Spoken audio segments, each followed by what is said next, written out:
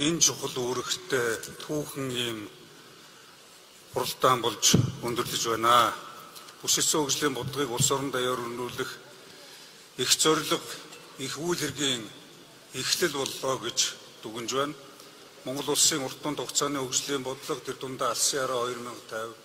шин сэргэлтийн бодлого, бүрчилсэн хөгжлийн бодлого зэргийг цогцос байдлаар хэрэгжүүлж урагшлуулахад онцгой үр нөлөө авчрах олон гарч шийдэл, санал зөөлөмжүүд, санаачлагууд энэ хуралдаанаас гарлаа. Монгол улсын ерөнхий сайд хуралдаанаас гарсан саналыг, зөвлөмжийг, бодлого, гарч шийдэл болгон цаашид үр дүнтэй хэрэгжүүлэх,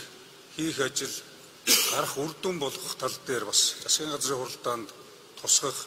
саналуудаа, санаануудаа та бүхэн сая хэлж, ялангуяа хөрөнгө оруулалт, санхүүгийн хөнгөлөлтөө их үүсвэрүүдийг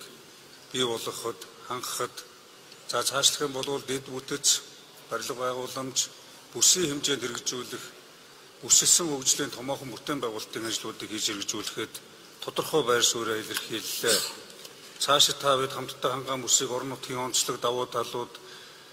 тэдгээр дээр түшиглэн хөгжүүлэх, төсөл төлөвлөгөөг бодит ажил болгон хэрэгжүүлж, ирээдүйд хөгжин цэцэглэх нөөц боломжийг бүрэн ашиглахад чиглэсэн олон асуудлыг засгийн газрын хуралдаанаар удахгүй хэлэлцэж, бас зөвлөлт хуулзалтан дээр тулгуурлан эцэслэнэ. Хөгжлийн тулгымдсан асуудлыг хурдтай шийдвэрлэхийн тулд бүс тус бүрт хөрөгдсөн байдлаар хуралдаан зохион байгуулж,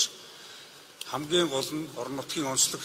нөөц болцоог ашиглах, орон нутгийн иргэдийн оролцоог бодитоогоор хангах, түүн дээр түшгэлсэн үр дүн гаргах тал дээр хамтдаа гарч шийдлийг гаргахад Монгол улсын ерөнхий сайд оюун эрдэнийн санаачлаг бас бодиттой ажил хэрэг болж үр дүнгөө өгч байгааг